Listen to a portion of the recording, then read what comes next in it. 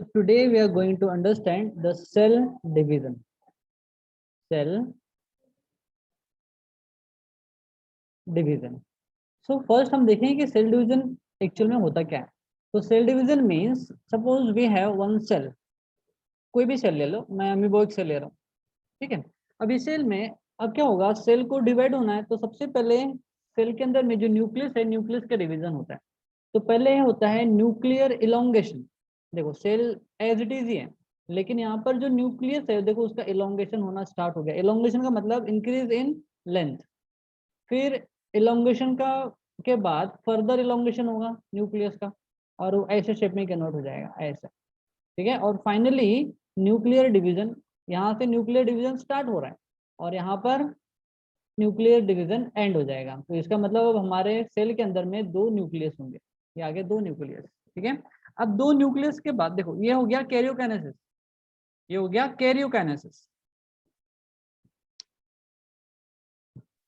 KARYO karyokinesis.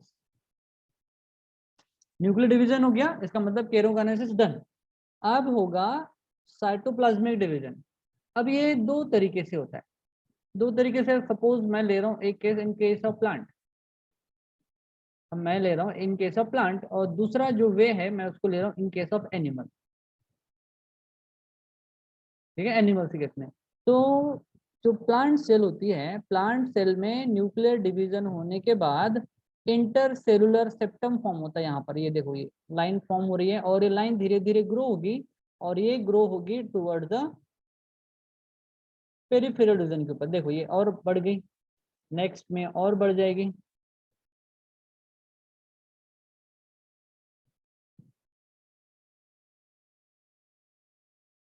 ठीक है. और फाइनली दो सेल फॉर्म हो जाएगी. ये दो सेल फॉर्म होंगे विथ प्रोमिनेंट न्यूक्लियस. ठीक है. तो ये इंटरसेलुलर सिस्टम यहाँ से फॉर्म हुआ और धीरे धीरे धीरे ये एज की तरफ बढ़ रहा है और फाइनली ये दोनों किनारों पे पहुंच कर उस सेल को दो पार्ट में डिवाइड कर देगा. ठीक है. हम इसको बोलते हैं intercellular system. Inter cellular septum. तो यहाँ का जो न्यूक्लियस सेल का जो साइटोप्लाज्म है वो दो पार्ट में डिवाइड हो गया. इसका मतलब ये साइटोप्लाज्मिक डिवीजन कहलाता है या सेलुलर डिवीजन भी कहलाता है. ठीक है. अब मैं देख रहा हूँ इन केस ऑफ एनिमल. तो एनिमल में सपोज ये अभी स्टार्टिंग की सेल है जहाँ पर दो न्यूक्लियस है. अब यहाँ पर जो नॉच फॉर्म होना स्टार्ट होता है, नॉच लाइक दिस ऐसा. ठीक है. देखो मैं नेक्स्ट स्टेज में बना रहा हूँ इसको.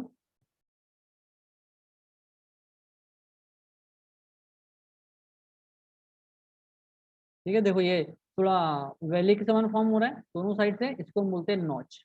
NOTCH. नॉच का फॉर्मेशन होता है और ये नॉच और डीप होते जाता है ऐसा.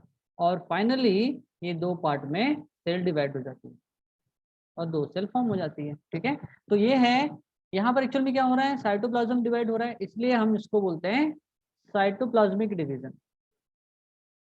Cytoplasmic division. ठीक है. सो सेल डिवीजन दो स्टेप में कंप्लीट हुआ है. पहला है कैरियोकाइनेसिस और दूसरा है म्यूट करो. Parth don't unmute yourself.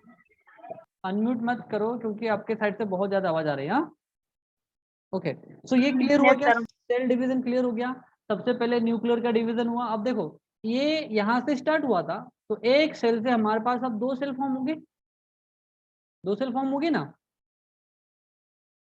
यही है न्यू सेल डिवीजन. यही है सेल डिवीजन. तो मैं अब यहाँ पर सेल डिवीजन को डिफाइन कर रहा हूँ. सो क्या हो जाएगा cell division, the formation of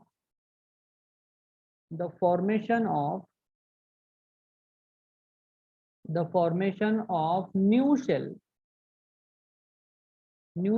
from the old one, from the previous one लिख लेते हैं.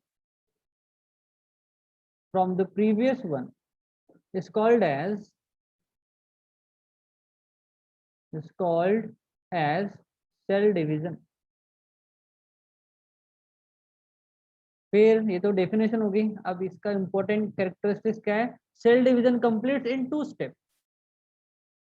Cell division completes in 2 step. कौन कौन से स्टेप है? नंबर 1 है कैरियोकाइनेसिस, कैरियोकाइनेसिस, और दूसरा है साइटोकाइनेसिस। साइटोकाइनेसिस, कैरियोकाइनेसिस का मतलब होता है बेटा न्यूक्लियर डिवीजन। Nuclear division. और साइटोकाइनेसिस का मतलब होता है साइटोप्लाज्मिक डिवीजन। Cytoplasmic division. इतना क्लियर हुआ सभी को? Yes sir. Okay, now take a screenshot. किसी को डाउट है यहाँ पर सेल डिवीजन में? नहीं सर। ओके, नो इसका सर। स्क्रीनशॉट ले लो। और ये आपको आपके नोटबुक में नोट्स भी बनाना है, जो कुछ मैं लिखा कर दे रहा हूँ, स्क्रीनशॉट जो ले रहा हूँ, नोट बना रहे हो कि नहीं, हैंड रिटन? सब बना रहे। हाँ ठीक है। सर क्या? इसका हैंड रिटन नोट्स भी बनाना है, आप जो स्क्रीनशॉट ले रहे हो इनका।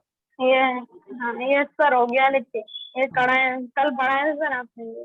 हाँ हाँ हाँ ठीक है। ओके, हो गया क्या? आगे बढ़े। Yes sir. ओके, अब हम देखेंगे इंपॉर्टेंस ऑफ सेल डिवीजन।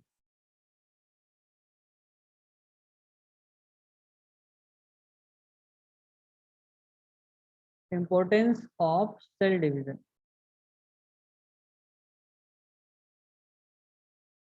ठीक है, very important point, importance of cell division, ठीक है।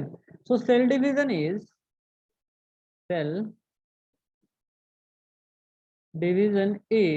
an important life process.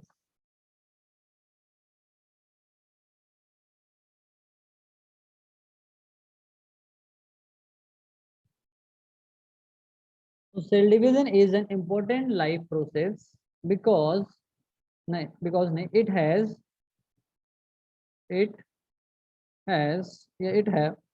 following importance.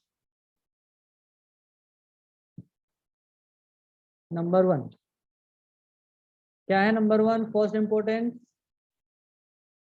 Cell division promotes reproduction. Cell division promotes reproduction. Reproduction कोई भी टाइप का हो, सेक्सुअल भी हो सकता है, असेक्सुअल भी, सेक्सुअल और asexual. wait somebody, Atharva is in waiting room. Okay, so cell division promotes reproduction, ठीक है। सेल डिवीजन कारण ही रिप्रोडक्शन होगा, अदरवाइज न्यू ऑर्गेनिज्म का फॉर्मेशन पॉसिबल ही नहीं है, ठीक है। अब वो रिप्रोडक्शन सेक्सुअल भी हो सकता है या असेक्सुअल भी हो सकता है, दोनों टाइप के सेल रिप्रोडक्शन में cell division plays an important role, ठीक है। सेकेंड इंपॉर्टेंट है सेल डिवीजन का, it promotes the growth of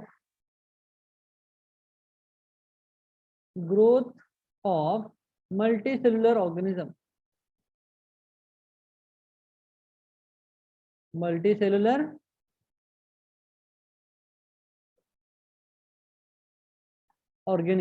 ये जो मल्टीसेलुलर ऑर्गेनिज्म है उनके ग्रोथ को प्रमोट करता है कौन? Cell division. थर्ड पॉइंट, ठीक है, इट रिप्लेसेस, देखो सेल डिवीजन होगा, सेल डिवीजन से स्टार्ट करते हैं। Cell division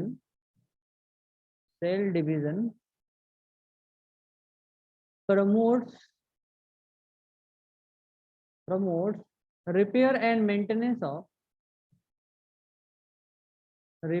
and maintenance maintenance and wound healing, नहीं, repair and maintenance of organs, comma tissue, etc. and also promotes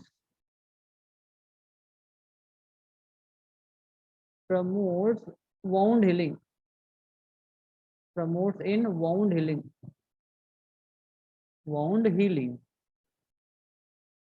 देखो क्या क्या करेगा ये, ऑर्गन या टिश्यूज में अगर रप्चर हो जाता है तो उसको रिपेयर और मेंटेन करने का काम करेंगे। कौन? सेल डिवीजन के प्रोसेस, क्योंकि न्यू सेल फॉर्म होगी तो वहाँ की जो सेल है जो वियर टियर हो गई है वो रिप्लेस होगी और न्यू सेल वहाँ पर अपना पोजीशन को एक्वायर करेगी और वो जो प्लेस है वो हील हो जाएगा। ठीक है, और हमारे बॉडी में जो वाउंड हो जाते हैं उनको हील करने में भी सेल डिवीजन हेल्प करता है। Fourth important point, due to cell division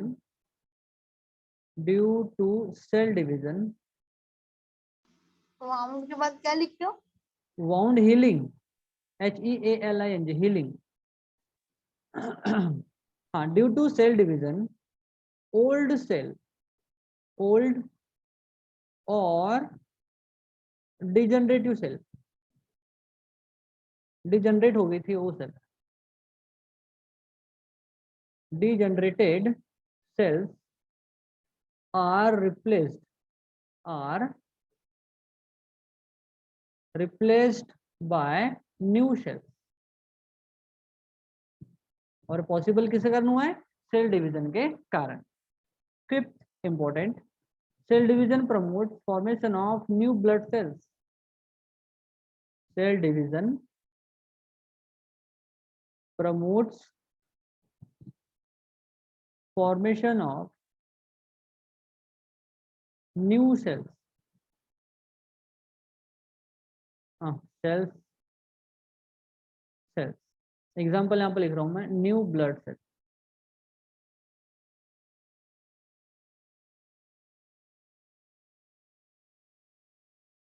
ठीक है, हमारे बॉडी में every minute every second new blood cell का फॉर्मेशन होते रहता है। ठीक है, so this all are the importance of cell division.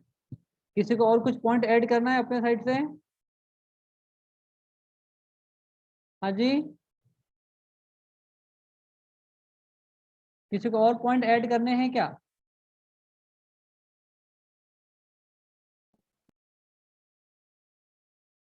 Cell division को हमने मेन दो टाइप्स में कैटेगरी में डिवाइड किया है। नंबर 1 है माइटोसिस और दूसरा है मियोसिस। Mitosis and meiosis. अब देखते हैं माइटोसिस और मियोसिस एक्चुअल में होता क्या है। तो क्या होता है, मैं पहले थोड़ा सा कॉन्सेप्ट आपको क्लियर कर लेता हूँ यहाँ साइड में। ठीक है, सो हमको पता है, हमने 9th क्लास में क्रोमोसोम्स पढ़ा था, क्रोमोसोम। Yes sir. तो हम बात कर रहे हैं ह्यूमन बीइंग के केस में। ह्यूमन बीइंग की जो सेल होती है, सेल में टोटल कितने क्रोमोसोम्स होते हैं? 23 पेयर, यानी टोटल 46 क्रोमोसोम होते हैं। कितने क्रोमोसोम होते हैं? 46 यानी 23 पेयर। अब 23 पेयर को मैं अब 2n से रिप्रेजेंट करता हूँ। 2 यानी हो गया जोड़े के लिए हम यूज करें पेयर, और यहाँ पर जो n है ये n हमने बताया किसके लिए? नंबर ऑफ पेयर के लिए, नंबर ऑफ पेयर। तो पेयर कितने हैं टोटल? 23 है ना। सो हम इसको 23 अगर पेयर है तो हम इसको रिप्रेजेंट करते हैं 2n के फॉर्म से। किसके फॉर्म में यूज करते हैं इसको? रिप्रेजेंट करते हैं 2n के फॉर्म में। इतना क्लियर? 2n के फॉर्म में इसको रिप्रेजेंट करते हैं। इतना समझ में आया एवरीवन? Yes sir. अब देखो, अब माइटोसिस टाइप का जो सेल डिवीजन होगा, तो 2n अगर सेल है यानी क्रोमोसोम का नंबर है जिस सेल में, सपोज एक सेल होगी और एक सेल से 2 सेल फॉर्म होगी, तो यहाँ पर क्रोमोसोम का जो नंबर है 2n का 2n ही रहेगा, 2n का 2n ही रहेगा, यानी यहाँ पर क्रोमोसोम का नंबर चेंज नहीं होगा। ये होता है माइटोसिस में। लेकिन अगर हम मियोसिस की बात कर रहे हैं, अगर मियोसिस में क्रोमोसोम का नंबर 2n है, तो यहाँ पर जो सेल न्यू फॉर्म होगी वहाँ पर क्रोमोसोम का नंबर हाफ हो जाएगा, आधा हो जाएगा, और हम उसको n से रिप्रेजेंट करते हैं। किसे रिप्रेजेंट करते हैं? n से। आवाज आ रही है सबको? Yes, sir. सो माइटोसिस में क्रोमोसोम का नंबर सेम होता है, वो चेंज नहीं होता, और मियोसिस में क्रोमोसोम का नंबर हाफ हो जाता है, हाफ, रिड्यूस टू हाफ। ठीक है। अब ये जो क्रोमोसोम का नंबर हाफ होता है, जनरली ये यूज होता है गेमिट्स फॉर्म करने में, गेमिट्स फॉर्म करने के लिए यूज होता है। मेल गेमिट और फीमेल गेमिट जो फ्यूज होकर फिर जाइगोट का फॉर्मेशन करता है, और वही जाइगोट से फिर न्यू बेबी का फॉर्मेशन होता है। लेकिन दूसरी बात करें, दूसरी सेल जैसे हमारे बॉडी की जो ग्रोथ हो रही है, तो यहाँ पर 2n सेल को प्रोड्यूस कर रही है सेल डिवीजन में। ठीक है।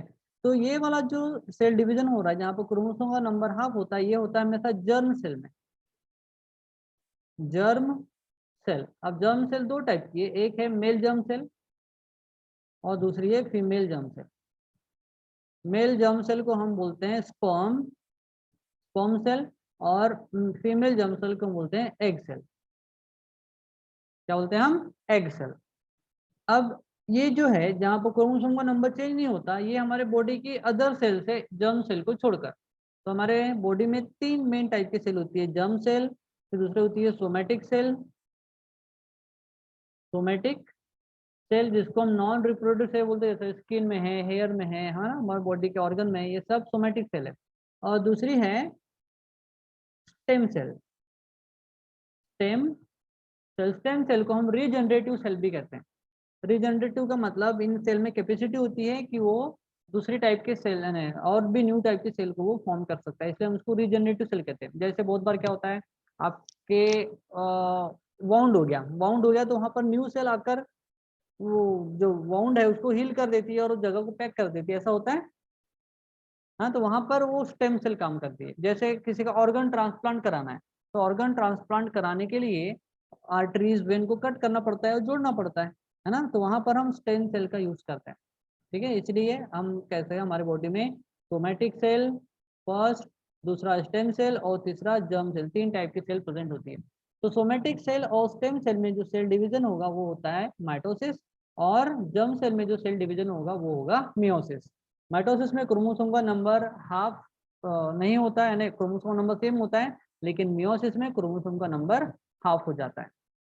इतना याद है? आगे बढ़े, अब समझ लेते हैं इसको। चलो मैं इसको एक्सप्लेन करके लिख देता हूँ यहाँ पर। माइटोसिस, मैं पहले लिख रहा हूँ माइटोसिस क्या है? Mitosis is the type of cell division, the type of cell division, the type of cell division which occurs in somatic cell and stem cell where number of chromosome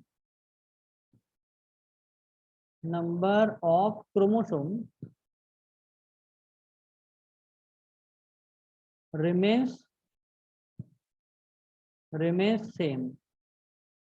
ठीक है, chromosome का number same नहीं होता। ठीक है। दूसरा है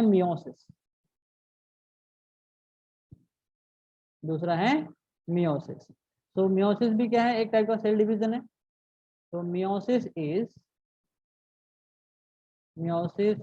the type of cell division occurs या फिर टेक्स्ट प्लेस लिख सकते हैं, occurs in germ cell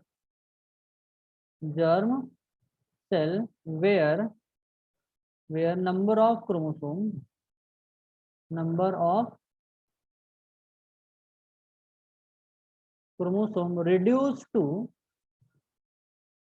reduced to half, chromosome का नंबर हाफ हो जाता है, ठीक है। इसका मतलब यहाँ पर क्रोमोसोम का नंबर 2n से 2n ही रहेगा, लेकिन यहाँ पर 2n से n हो जाएगा, ठीक है। तो ये हो जाएगा meiosis type of cell division. इतना क्लियर हुआ क्या सभी को? Yes, sir.